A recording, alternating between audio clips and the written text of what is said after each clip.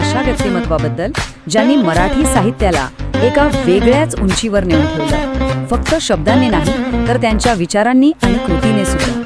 हो, आपण बोलतोय गोविंद विनायक करंदीकर यांच्याबद्दल, अर्थात आपल्या सगळ्यांचे लाडके विंदा. पण विंदांना ओळखायचं तरी कसं? एक जबरदस्त कवी म्हणून, की एक अभ्यासू प्राध्यापक, की मग समाजाची काळजी वाहणारं एक मोठं मन? अहो, हा प्रश्नच आपल्याला सांगून जातो की त्यांचं व्यक्तिमत्व किती मोठं आणि बहुआयामी होतं.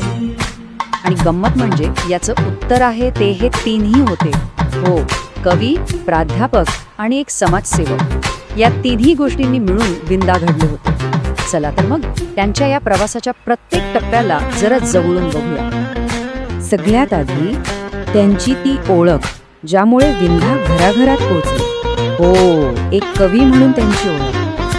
त्यांचा पहिलाच संग्रह स्वेदगंगा, इथूनच त्यांच्या प्रतिभेची एक झलक आपल्याला दिसली होती.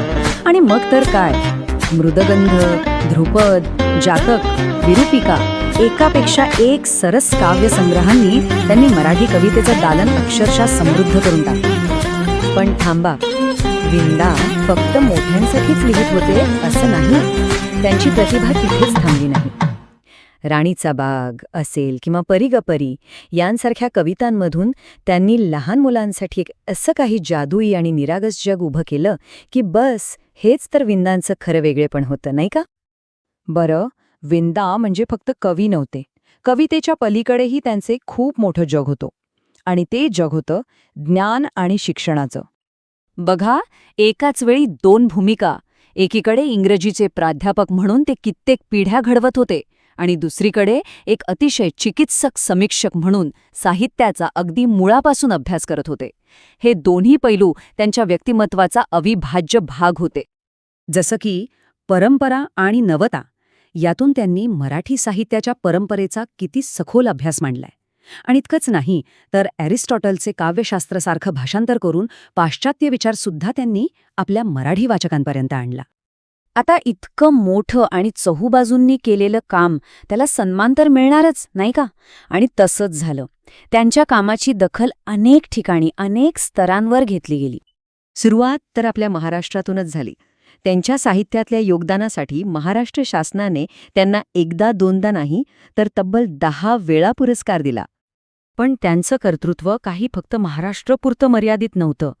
सिनियर फुलब्राईट फेलोशिप, कबीर सन्मान, कोणार्क पुरस्कार यांसारख्या राष्ट्रीय आणि आंतरराष्ट्रीय सन्मानांनी त्यांच्या कामावर शिक्कामोर्तब केलं. आणि मग तो क्षण आला, भारतीय साहित्यातला सगळ्यात मोठा, सगळ्यात प्रतिष्ठेचा सन्मान, ज्ञानपीठ पुरस्कार. या एका पुरस्काराने विंदा करंदीकर हे नाव भारतीय साहित्याच्या इतिहासातलं एक अढळ स्थान बनलं. पण इथे एक महत्त्वाचा प्रश्न येतो. एवढे पुरस्कार, एवढा सन्मान, एवढी प्रसिद्धी, हे सगळं म्हणजे एखाद्या माणसाच्या मोठेपणाचं खरं मोजमाप असतं का खरंच? आणि याच प्रश्नाच्या उत्तरात आपल्याला माणूस म्हणून विंदा करंदीकर कसे होते हे कळतं. त्यांच्या व्यक्तिमत्वातला सगळ्यात उज्ज्वळ, सगळ्यात प्रेरणादायी भाग आता समोर येतो. तुम्हाला आश्चर्य वाटेल, विंदांनी त्यांना पुरस्कारातून मिळालेली जवळजवळ सगळीच्या सगळी रक्कम स्वतःकडे नाही ठेवली. त्यांनी ती समाजासाठी काम करणाऱ्या वेगवेगळ्या संस्थांना दान करून टाकली. विचार करा, ज्ञानासोबत दातृत्वाचा केवढा मोठा हा आदर्श. शेवटी विंदांचं आयुष्य आपल्याला एक महत्त्वाचा प्रश्न विचारून जातं. पुरस्कारांची ती सगळी झगमगाट एका बाजूला आणि त्यांचे हे दातृत्व दुसऱ्या बाजूला. कोणतं जास्त तेजस्वी आहे? खऱ्या अर्थाने समाजासाठी जगणं म्हणजे काय, याचे यापेक्षा मोठं उदाहरण दुसरं काय असू शकतं?